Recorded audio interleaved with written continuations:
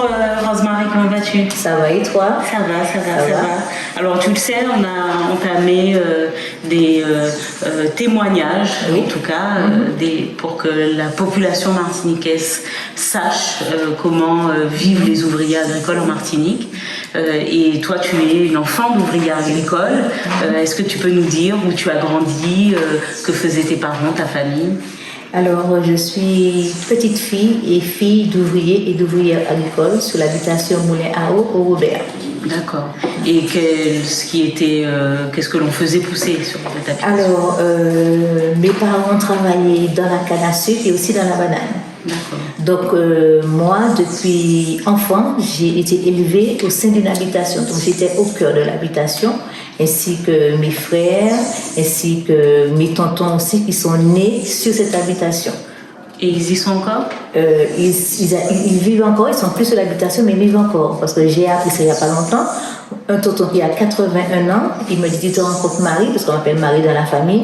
Je suis née sur cette habitation, il a 81 ans. Et toi, tu y es restée pendant combien de temps? Et je suis restée jusqu'à l'âge de 18 ans, comme beaucoup de jeunes. Et tout le temps, je dis peut-être que ma maman a voulu me préserver. Hein? Donc, j'ai dû partir après le bac, comme beaucoup de jeunes, pour pouvoir travailler en France. Et je suis revenue parce que j'aime mon pays, donc je suis revenue après une vingtaine d'années. Et tu t'es intéressée, je le sais, puisque tu es dans le collectif des ouvriers agricoles empoisonnés au chlordécone. Je sais que tu fais partie des plus actifs, parmi les plus actifs en tout cas. Mais qu'est-ce qui t'a incité à t'investir sur cette cause? Alors, tout le temps je dis, en parler aujourd'hui, j'ai mis du temps à en parler, parce que les parents n'en parlaient pas, parce qu'ils étaient tous malades, c'était la maladie de la honte. Nous non plus, on n'en parlait pas dans la famille. Qu'est-ce qu'ils avaient comme maladie? Les cancers, cancer de la prostate, cancer du sein, cancer des os. Et à mon tour, pareil, on nous a appris à nous taire, voilà. Et je me suis dit non, stop. Et j'ai remarqué que depuis que je suis dans ce collectif, je me sens mieux parce que c'est une vraie thérapie. En parler aujourd'hui, c'est une thérapie. Et pourquoi je m'investis autant? Parce que ma grand-mère est décédée du cancer des os. Donc nous avons tous vécu sur une habitation. Donc ma mère, cancer du sein, on lui a détecté son cancer à l'âge de 43 ans. Elle en est morte à 52 ans. Mon père aussi est mort de la prostate, cancer de la prostate aussi.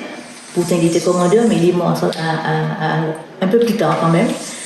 Donc j'ai vécu la détresse de ma mère, ça m'a beaucoup touchée, et aussi de toutes mes tantes. Et des voisines, parce que dans le temps, tout le quartier, pratiquement de ce secteur-là, Bouteau et Moulin à Eau, toutes ces personnes-là habitaient sur l'habitation. C'est-à-dire que et en tant que petit, je me rappelle que je ne m'appelle plus le nom du propriétaire. Aujourd'hui, c'est le gérant s'appelle Monsieur Olivier Carlo Gachereau, et c'est lui qui est le gérant aujourd'hui. Mais il y a toujours de la canne ou de la banane? Il y a peu de bananes. Maintenant, il y a une transformation, je crois, en orange et goyave. Mais jusqu'à l'âge de 18 ans, j'ai connu la canne à sucre et la banane, puisque étant petite, j'allais emmener la gamelle de mes parents sur les habitations.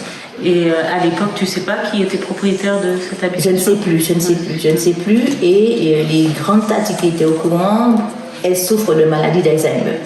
Voilà. Et quand tu dis maladie de la honte, le cancer dans les années 70, oui, ma mère est décédée dans les années 70, après mes tatis 80, pratiquement toute ma famille a été décimée dans cette affaire-là, et c'était la maladie de la honte. Parce que toute ta famille a vécu. Oui, a vécu, voilà, au sein de cette habitation.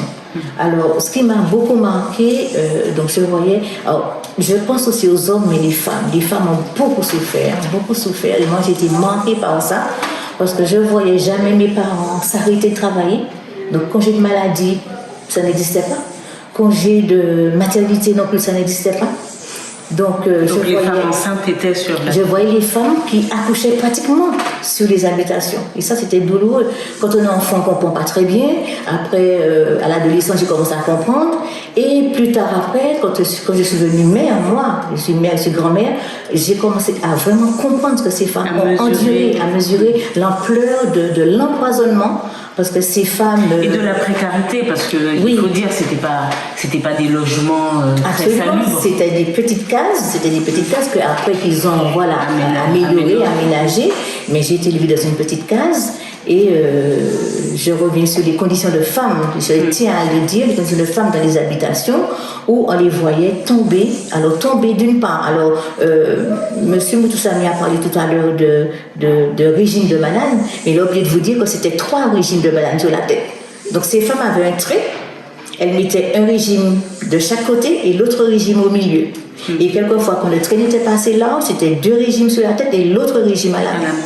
Et ces femmes transportaient 165 régimes par jour. Donc vous imaginez le nombre de rotations. Donc un seul régime pesait entre 30 et 35 kilos. Il faut le dire, il faut le préciser. D'où le poids qu'elles avaient sur la tête, c'est pourquoi il y avait beaucoup de chutes. Et qui dit chute, dit casse, dit les mal de dos et surtout des fausses couches. Moi, je suis particulièrement affectée par rapport à ça. Ma mère, elle a fait des fausses couches pendant 10 ans. C'est-à-dire que mon petit frère qui vient à répétition, qui vient après moi, on a une différence de 11 ans. Et je n'étais pas la seule, c'est quelque chose qui était répété X fois dans le quartier. Et il y a une semaine, j'ai dû faire une fiche d'enquête, parce qu'au niveau du collectif, nous avons une fiche d'enquête. Et cette dame me disait, j'ai eu 11 enfants. Mais il faut l'avoir toute ratatinée, toute estropiée, j'ai eu 11 enfants. Alors, elle me présente son dernier fils qui a à peu près 50 ans. Et je note son nom, son prénom, et je m'attends. Je suis là, j'attends. Parce qu'il ne faut pas les bousculer, ces personnes-là. J'attends. Et je me dis qu'elle va me donner le nom des autres enfants. Alors, elle me dit, alors je lui pose la question, parce que ça fait 10 minutes que ça durait, elle était là dans le silence. Et elle me dit, il m'a baillé quand même un nom, hein. Je ne comprends toujours pas, hein. Je suis là, j'attends. Et elle me dit, mais m'oubliez Dieu que mon frère, il est tout né, mais il est mort après. Donc, elle a fait 11 enfants, cette dame. Elle a eu 10 enfants nés morts et il lui reste que le dernier, un seul, donc le 11e. Et elle rajoute, celui-là, j'étais terrassée, et elle me dit, mon père 10 ish, qui ça, à part en bombe atomique péraché, 10 ish en lui devant tout. Elle m'a sorti ça. Donc, elle sait. Donc, elle a comparé ces pesticides à une bombe atomique. Il dit que ça qui peut racher 10 tiens dans le boudin. Comme ça qu'elle m'a dit ça. Et j'ai revu toutes ces femmes qui travaillaient dans les habitations. Est-ce que toi, tu te rappelles des odeurs, justement? Je me rappelle des odeurs parce que on jouait. C'était un espace de jeu pour nous, les enfants. Aller jouer dans les champs de bananes, c'est un espace de jeu. D'une part, j'y allais pour ennuyer les gamins des parents, donc on jouait, mais on avait aussi des pondages aériens qui étaient atroces parce que dans le temps, il fallait récupérer les eaux de pluie. Donc, quand l'avion passait, l'huile tombait. Voilà, parce que j'ai oublié de dire que sur cette habitation-là, ils ont beaucoup utilisé le gramoxone. C'est un huile, un gramoxone. Donc, je voyais ma maman arriver le soir, carrément huileuse. J'ai l'impression qu'on avait sorti d'une friteuse électrique tellement il était mis dans les couilles. Donc, ça tombait sur le toit. Cette eau, qu'est-ce qu'on faisait avec cette eau? La vaisselle, la lessive, le jardin potager, la rivière qui passait à côté, petit cochon, petit bon pays là, le mouton, enfin tous les animaux, toute la chaîne alimentaire, le jardin potager était impacté. Tu réalises, je suppose, encore plus, même s'il y a certaines choses qui doivent revenir, mais de cette précarité, de cette dureté de ce qui se passait sur ces habitations. Sur ces habitations. C'est maintenant que je réalise, depuis quelques années, parce que à force, quand on a vu sa maman souffrir, dépérir, et tous ses membres de sa famille partir, et plus que jamais, plus maintenant, parce que je suis au sein du collectif. Donc ça me fait réfléchir, ça me fait revenir en arrière et voir des choses. Voilà. Une thérapie, mais il faut... Parce que moi, plus je parle avec vous et plus j'ai des frissons parce que ça bouleverse. Et j'espère que vous avez aussi des gens pour vous accompagner. On a vu le maire de Lamentin il n'y a pas longtemps, donc on l'a déjà vu 2 fois. Et on a vraiment demandé une aide psychologique. D'ailleurs, ça fait partie des points de revendication, une aide psychologique pour les ouvriers agricoles et aussi pour nous. Parce que je dis aujourd'hui, malgré toute cette souffrance, c'est une souffrance silencieuse, j'ai le droit d'être là aujourd'hui. Parce que pour tous ceux et celles qui sont morts, qui n'ont pas eu le temps de parler, il faut que quelqu'un parle à leur place aujourd'hui. Et comme disait Philippe, il y a une colère qui monte. Parce que ça démontre ces personnes-là, donc ces béquets, ils savaient que les produits étaient dangereux. Parce que, d'une part, ils sont responsables, mais l'État aussi est responsable. Parce que l'État leur a donné l'autorisation de fabriquer nos produits. De fabriquer, hein. Parce que dans les années, voilà, dans les années 70, dans les années 80, de 90 à 93, ils étaient en phase de déstockage et on a remarqué qu'ils étaient à continuer à fabriquer parce qu'ils ont trouvé plus de 1500 tonnes de pesticides. Donc il y a en Guadeloupe, je crois, en Guadeloupe aussi.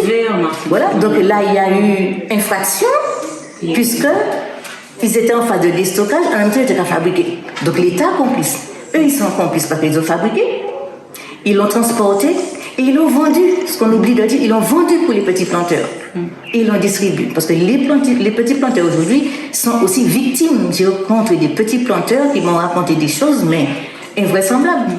Toi aujourd'hui, qu'est-ce que tu attends justement de l'État? Qu'est-ce que tu attends de la société martiniquaise, française aussi J'attends qu'il y ait justice, qu'il y ait reconnaissance, parce que la France reconnaît. La France reconnaît, certes. J'attends qu'il y ait reconnaissance, qu'il y ait indemnisation.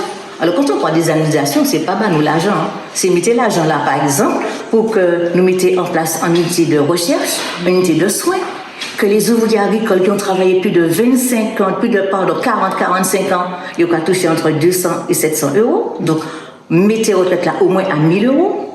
On peut même pas, alors dans les revendications, on avait parlé de reconstitution des carrières, c'est quasiment impossible. Parce que même les béquets ne savent pas qui est qui travaille baillot. Et d'une part, il n'y a pas ça qui travaille baillot, d'autre part, ils n'ont pas déclaré ces personnes-là. Mais Tati me disait, dans le temps, c'était 5 jours de travail, 3 jours payés. Il fallait travailler encore 5 jours pour être payé encore 5 jours. Donc, il faut toujours des jours en retard. Donc, sur le nombre d'années, sur le nombre de semaines, de mois et d'années, vous avez vu combien d'années qu'ils ont perdu. Et on a des personnes qui ont travaillé 45 ans, on a 700 euros, ils sont tous malades aujourd'hui, il faut faire face à la maladie avec ces 700 euros. Et comme disait Philippe, ces personnes-là ont payé, c'est que ma famille, alors là c'est un drame, parce que ma grand-mère a payé sur le pain de terre pendant des années. Pendant des années, comme je vous dis, mon dernier tonton de la famille, de la fratrie, il a 81 ans. Ma grand-mère a dû payer ça pendant je ne sais combien d'années. Donc pour nous c'est acquis cet espace-là.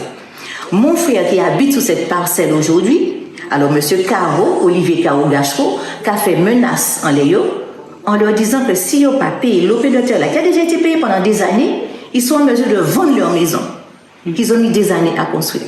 Donc c'est des intimidations et c'est beaucoup de pression sur ces personnes qui ont déjà payé ce l'OP de terre. C'est la manifestation à chaque fois de l'injustice. De l'injustice, voilà. Donc on en a marre. Et comme là, d'autres l'ont expliqué, souvent ils ont, par des biais particuliers, en donnant une journée et tout ça, c'est comme ça qu'ils ont payé. C'est comme ça qu'ils ont payé, avec leur maigre salaire. Et puis, j'ai oublié de dire qu'ils n'ont toujours pas de titre de propriété. Ils n'ont toujours pas de titre de propriété. Pourtant, ils ont payé. Mais aujourd'hui, il n'y a toujours pas de titre de propriété. Alors, j'aimerais bien revenir un petit peu sur les conditions de femmes, parce qu'on a parlé de vestiaire, de conditions. Un homme peut aller aux toilettes, voilà. Mais pour les femmes, et quand les femmes avaient leurs règles, c'était impossible. On parlait de... Parce qu'il faut remettre dans le contexte, parce que des fois on regarde les choses avec nos yeux d'aujourd'hui, mais il n'y avait pas les serviettes hygiéniques comme il y a maintenant. Il n'y avait surtout pas les serviettes hygiéniques, c'était difficile.